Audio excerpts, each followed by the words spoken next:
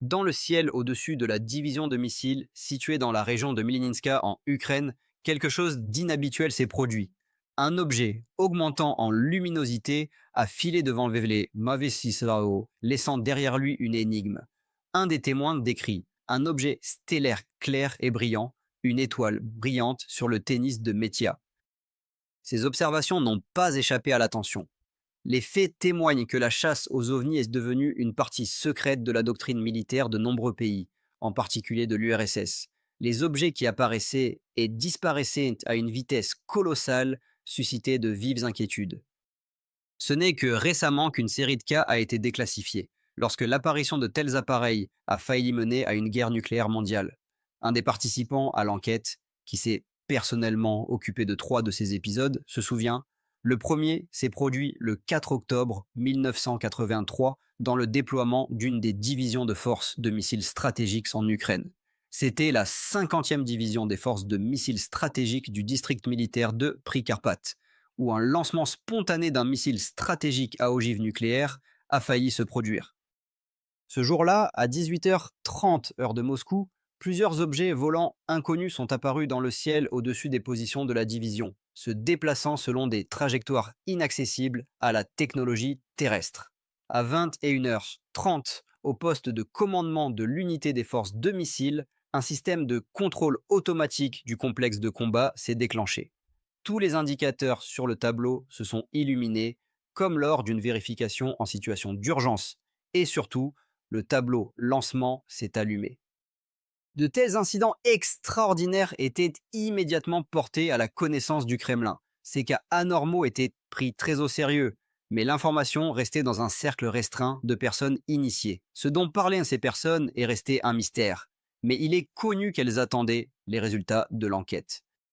Depuis 1979, par ordre spécial de l'état-major général, un laboratoire spécial du 22e Institut central de recherche scientifique du ministère de la Défense a été créé à Mytichi, dans la région de Moscou, pour recueillir des informations sur les ovnis. Pour la première fois, des documents des archives de ce laboratoire concernant des incidents sur la base de missiles ont été déclassifiés. La liste des personnes ayant observé des ovnis s'est révélée très inhabituelle pour un document militaire officiel. Il y en avait plus d'un millier. Il existe plus de 20 théories différentes sur l'origine des phénomènes anormaux des ovnis, qui peuvent être regroupés en 4 grandes catégories. La première catégorie suppose qu'il s'agit d'une formation plasmatique naturelle, produit de la plasma cosmique. Le deuxième groupe considère les phénomènes anormaux comme une plasma artificielle, résultat d'interventions anthropiques et d'expérimentations scientifiques et techniques. Le troisième groupe relie ces phénomènes à l'activité de civilisations extraterrestres, tandis que le quatrième suppose l'existence de mondes parallèles. Toutes ces hypothèses ont droit de cité, et aucune d'entre elles n'a été rejetée. Le début de cette recherche a été marqué par une mission inattendue à l'automne 1977, qui s'est déroulée dans des conditions de stricte confidentialité. Le président de l'Académie des sciences de l'URSS, Alexandrov, a déclaré: «Nous ne pouvons plus ignorer le problème des ovnis». En conséquence, le colonel Sokolov, représentant du ministère de la Défense auprès de l'Académie des sciences, s'est retrouvé dans la composition d'une commission secrète qui s'est rendue dans la ville de Petrozavodsk. Dans la nuit du 22 au 23 septembre 1977, un objet inconnu de taille énorme est apparu au-dessus de la promenade de cette ville. Selon les témoins ayant observé ce phénomène inhabituel, l'objet ressemblait à un appareil volant de forme discale, émettant des rayons de lumière, comme s'il explorait la ville. Cependant, l'enquête sur cet événement grandiose s'est terminée de manière étonnamment rapide. Il a été officiellement déclaré qu'un lancement d'entraînement de missiles avait eu lieu dans une unité militaire située à proximité, qui avait échoué.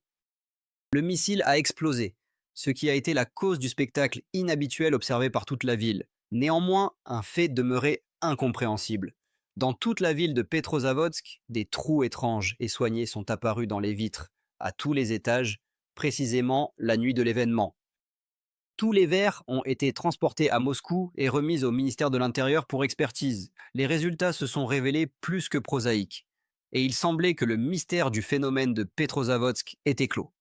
Cependant, dans un rapport qui a suscité la curiosité, il était indiqué que de tels trous pouvaient avoir été causées dans le verre par l'impact d'objets métalliques solides, tirés d'armes de jet, comme une fronde. Mais cela s'est avéré n'être qu'un camouflage pour la véritable enquête.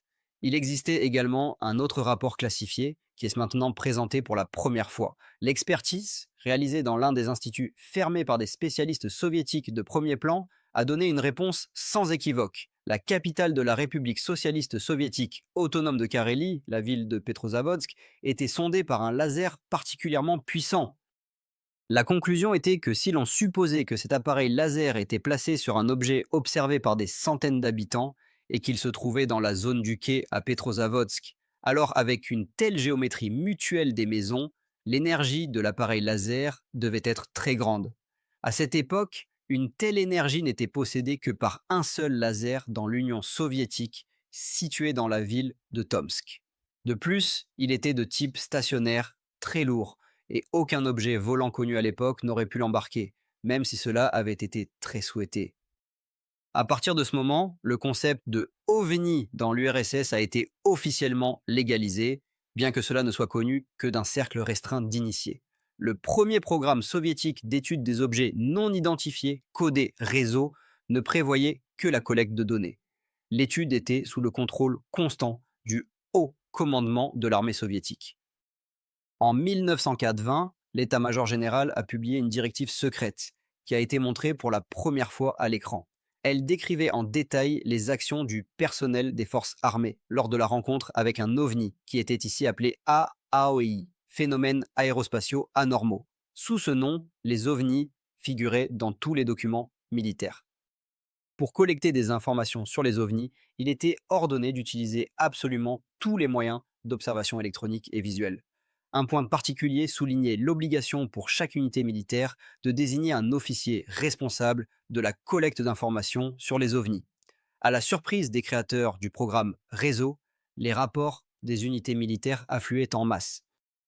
Au début, on avait l'impression qu'au sein du programme, d'ici 1980, toutes les questions seraient résolues. Mais la réalité s'est révélée tout autre. Au lieu de réponses, encore plus de questions sont apparues. Toutes ces recherches ont été menées à une époque où les discussions sur les ovnis étaient perçues comme une sorte de dissidence. Le pays aspirait à un avenir radieux et toute mention de mystique restait dans l'ombre. Mais personne ne se doutait même que l'étude de cette mystique chez les militaires se déroulait à plein régime. En 1980, un programme secret Galaxy a été adopté comme prolongement du réseau et en 1985, Horizon. Même de nombreux militaires n'étaient pas au courant, mais une grande chasse aux ovnis avait été déclarée et l'ampleur de cette chasse était colossale. Dans les documents des archives du ministère de la Défense, un cas est décrit qui peut être qualifié de typique. Le soldat de service Vasinoïch, en gardant un entrepôt de carburant, a signalé un objet aérien incompréhensible apparaissant au-dessus des entrepôts. Le lendemain de l'incident, le site était envahi par des officiers de haut niveau qui prirent des déclarations détaillées du garde et dressèrent un plan précis du lieu de l'incident. L'endroit où le phénomène d'objets volants non identifiés était apparu était clairement indiqué. Il est important de noter qui a vérifié et validé ces déclarations. Cela se produisait dans des conditions où le lieu de l'incident était un entrepôt de province, où seul un fou aurait pensé à traquer des espions. Néanmoins, le nombre de tels rapports continuait d'augmenter, et l'ampleur de l'inconnu était tout simplement stupéfiante. Au début des années 80, le quartier général prit une décision sans précédent. Par ordre direct de sa direction, les employés de deux instituts reçurent un accès illimité aux données sur les lancements de matériel de missiles, tant en URSS qu'à l'étranger. Cela devint possible grâce aux données de renseignement, y compris les informations sur les lancements ratés et particulièrement secrets. De nombreux hauts fonctionnaires du ministère de la Défense n'avaient pas de tels pouvoirs, mais c'est précisément grâce à eux que les spécialistes militaires purent examiner minutieusement chaque cas, ce qui conduisit à la création de leur propre statistique du ministère de la Défense concernant les ovnis et à un resserrement du champ de recherche. Selon ces statistiques, 4,25% des cas d'apparition d'ovnis étaient expliqués comme étant des conséquences de phénomènes naturels ou de lancements de missiles ordinaires. Cependant, les 15% restants ne pouvaient être expliqués, et c'est sur eux que la chasse commença, dont les résultats s'avérèrent inattendus pour les chasseurs eux-mêmes. Les pilotes rapportaient des observations à Taldyk Organ et à Hadjaevka dans l'Extrême-Orient. L'un d'eux, le lieutenant Boris Korotkov, subit en octobre 1981 une véritable attaque d'OVNI près de Kaliningrad. Il réussit miraculeusement à poser son Su-32. Sur la photo prise après l'atterrissage, on peut voir qu'un morceau semble avoir été arraché de la queue de l'avion. Le schéma du combat aérien reproduit par le pilote lui-même choqua également les spécialistes. Au moment de la rencontre avec l'OVNI, un appareil de l'avion qui cesse de fonctionner uniquement en cas de catastrophe, le célèbre enregistreur de vol, avait échoué. Cela signifiait que si ce n'était pour le courage du pilote, les raisons de cette catastrophe, heureusement non survenue, n'auraient jamais pu être établies. Des recherches ultérieures révélèrent une image encore plus inquiétante pour les militaires. Le fait que les observations d'OVNI se produisaient principalement à proximité des installations militaires suscitait des soupçons. Par exemple, dans la région de Molino-Smolino et le district de Dzerzhinsky dans la région de Gorki, ainsi que dans la région de Plesetsk. Dans le nœud aéroportuaire de Borisogledsk, où des vols étaient effectués, des cas d'apparition d'OVNI étaient enregistrés depuis jusqu'à 20 voire 30 ans. Le cercle de chasse se resserrait à des coordonnées spécifiques, bien que le prix de cette chasse ait été de fortes baisses d'urgence des pilotes. En 1982, un avion Spark sous le commandement du garde-capitaine Kopeikin, sur ordre du commandement, a tenté d'entrer dans un nuage vert incompréhensible, soudainement apparu au-dessus de l'un des aérodromes. Cette tentative a failli coûter la vie à l'équipage. Dès qu'ils se sont approchés et ont commencé à entrer dans le nuage, l'avion a été secoué par une monstrueuse turbulence, et dans les écouteurs des casques, un son perçant de sirène a retenti, dépassant le seuil de douleur, et le tableau de bord a affiché un avertissement de hauteur. De hauteur est dangereuse. Les difficultés d'observation des objets volants non identifiés ou OVNI se manifestaient dans la région de Boris Grebensky presque chaque semaine. Des avions prenaient déchaîner l'air, risquant de rencontrer ces phénomènes. Les scientifiques ont établi que tous les OVNI avaient un point commun, la plasma. Malgré la diversité de leur comportement, ils ressemblaient à des nuages plasmiques. La plasma sur Terre ne peut exister de manière stable que dans de volumineux toroïdes plasmiques. Cependant, dans l'espace, dans les conditions de l'univers, d'autres lois s'appliquent. La plasma est l'état fondamental de la matière dans l'univers. Toutes les formations stellaires, toutes les étoiles, c'est, à divers degrés, de la plasma. La situation commence à s'éclaircir et les craintes des militaires peuvent être considérées comme une simple précaution. En réalité, la matière la plus répandue dans l'univers pénètre périodiquement de l'espace dans l'atmosphère terrestre. Néanmoins, des recherches ultérieures ont remis en question cette conclusion, apparemment claire. De nombreux scientifiques ont tenté de comprendre sur la base de quels phénomènes physiques de grandes sphères lumineuses pouvaient exister dans l'atmosphère, qui étaient supposées être des formations plasmiques. La question se posait, cela ne contredit-il pas les lois connues de la physique ? Un des chercheurs qui travaillait à l'Institut de radioélectronique et de radioélectricité de l'Académie des sciences de l'URSS sous la direction de l'académicien Vladimir Alexandrovitch Kotelnikov a noté que leurs recherches avaient abouti à une conclusion négative. Des formations de cette taille, observées sous forme d'objets plasmiques, ne peuvent exister à ces pressions et compositions gazeuses de l'atmosphère. Il restait une dernière hypothèse. Si quelque chose existe qui ne peut pas exister, alors cela doit être créé artificiellement par quelqu'un. Un équipement spécialement conçu pour ces recherches a enregistré en détail un des objets non identifiés, qui ressemblait à l'effet d'une bombe ayant explosé. L'expertise a montré qu'il y a quelque chose à l'intérieur de la formation plasmatique. Cela pourrait-il être le légendaire vaisseau spatial des extraterrestres, entouré d'une enveloppe plasma? Selon les constructeurs aéronautiques, une telle enveloppe confère à l'appareil volant des capacités surnaturelles, en termes de vitesse et de maniabilité, tout en restant une protection idéale. Cependant, un tel niveau reste pour l'instant inatteignable pour la technologie terrestre. Envelopper au moins certaines parties actives de l'avion d'une enveloppe plasma est une tâche qui peut être résolue, mais, à ce que l'on sait, aucun projet n'a donné de réponse positive claire. Néanmoins, des dizaines de documents et de photographies ont amené à réfléchir sur le mouvement intelligent, c'est-à-dire dirigé, de ces formations plasmatiques. Les militaires n'aiment pas utiliser le mot extraterrestre. En effet, il est difficile de faire confiance à de tels témoignages. Il est difficile d'imaginer qu'un être extraterrestre soit une créature verte bipède avec des antennes sur la tête. Cependant, il existe des hypothèses sérieuses sur les voies d'apparition d'une autre vie intelligente sur Terre. L'un des avis appartient à un scientifique qui a longtemps travaillé dans le système fermé du complexe militaro-industriel soviétique.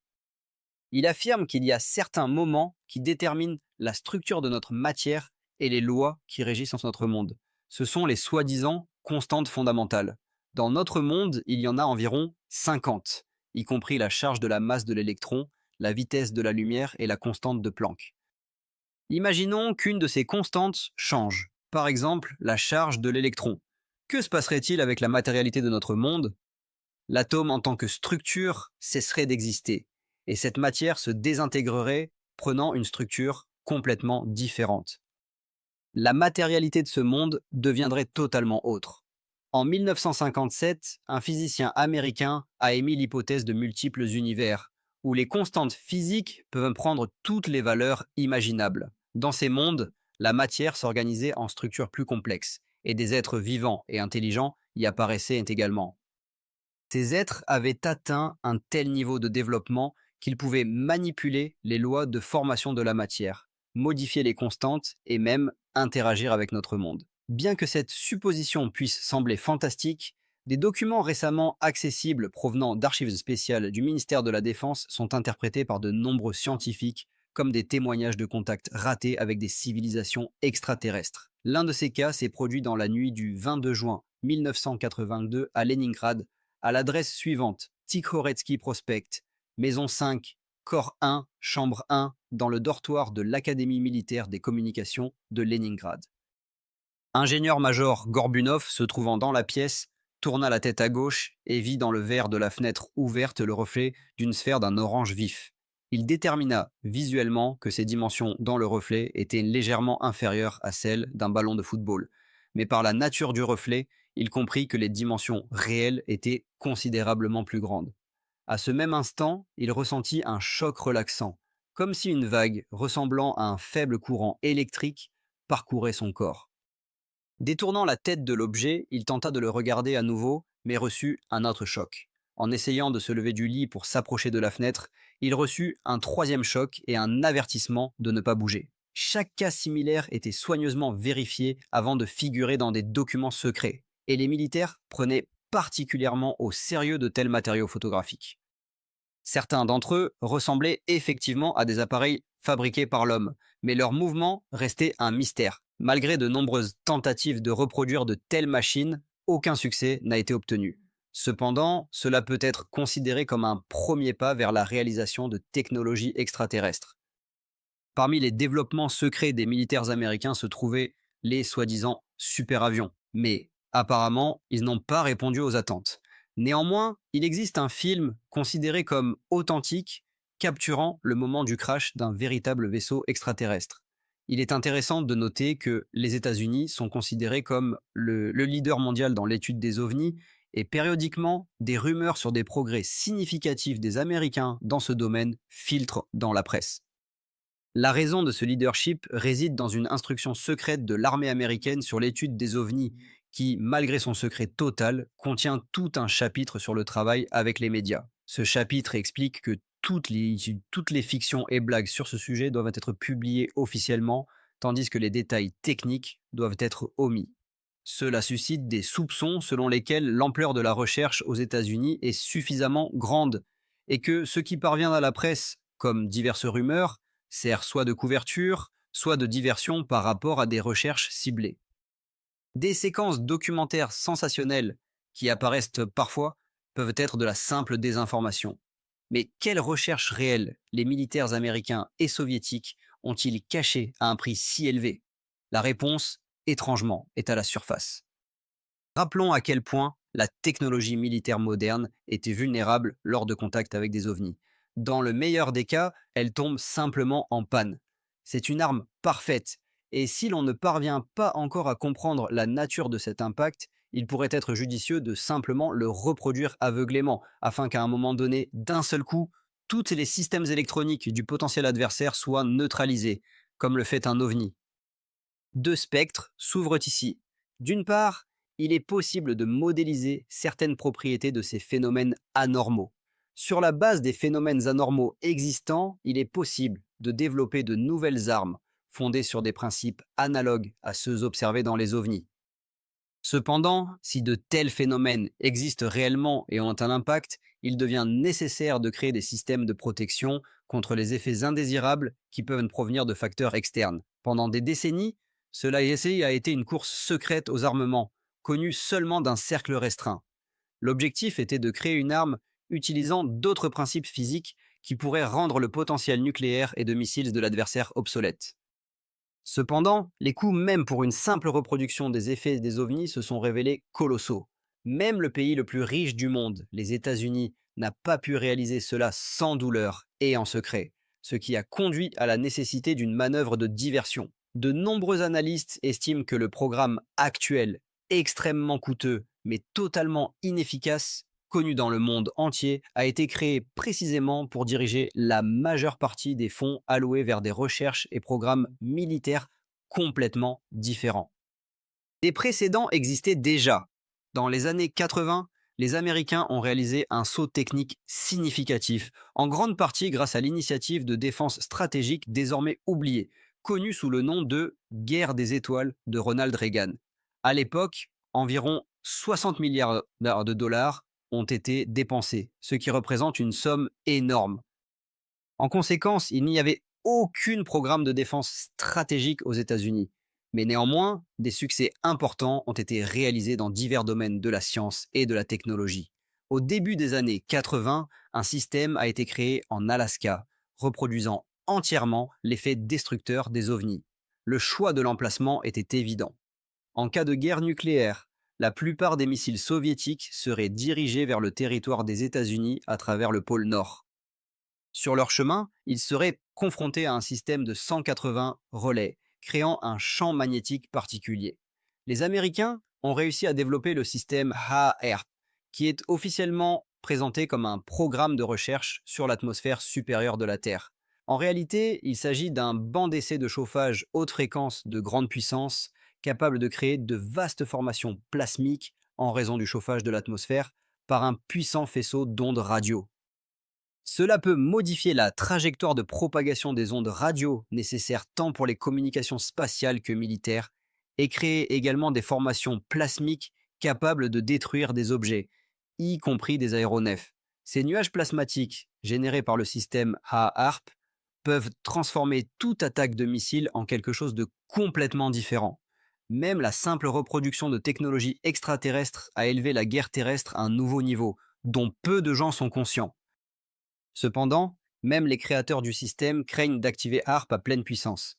Si le système est activé au maximum, des géoanomalies peuvent survenir, allant jusqu'à secouer le champ géomagnétique de la Terre et inverser les pôles magnétiques, ce qui peut entraîner des catastrophes naturelles incontrôlables. Cela pourrait se transformer en une catastrophe mondiale, allant jusqu'à modifier l'orbite de la Terre. Néanmoins, HAARP est dans un état parfait, comme le confirment les photographies conservées dans les archives des services secrets. Selon les données, les essais du système devraient commencer dès 2002, et c'est probablement sur ceci qu'une grande partie des fonds alloués sera dépensée. C'est une expérience mortellement dangereuse, car, selon certaines informations, la puissance destructrice de HAARP n'est pas la dernière innovation des militaires américains. On sait pratiquement rien sur des systèmes similaires nationaux. Cependant, il ne fait aucun doute. La chasse aux ovnis se poursuit. Néanmoins, quels résultats réels de cette chasse peut-on tirer aujourd'hui et quelles conclusions cherchent à établir les opposants à la guerre? Il serait probablement naïf de penser que l'on nous a montré tous les documents et que l'on nous a parlé de tous les programmes. Une chose était claire, l'humanité est parvenue aux frontières d'une nouvelle physique, capable soit d'ouvrir la voie aux étoiles, soit d'effacer les humains en poussière avec la planète. Les jeux avec les ovnis se sont révélés mortellement dangereux et, par conséquent, toute la vérité sur ces expériences et observations ne sera probablement pas connue de sitôt. Dans l'illuminateur droit, un objet est visible. La position de notre vaisseau était telle que la Terre se trouvait dans 4 transitions supérieures et sans champ, avec un angle de cap de 92 degrés.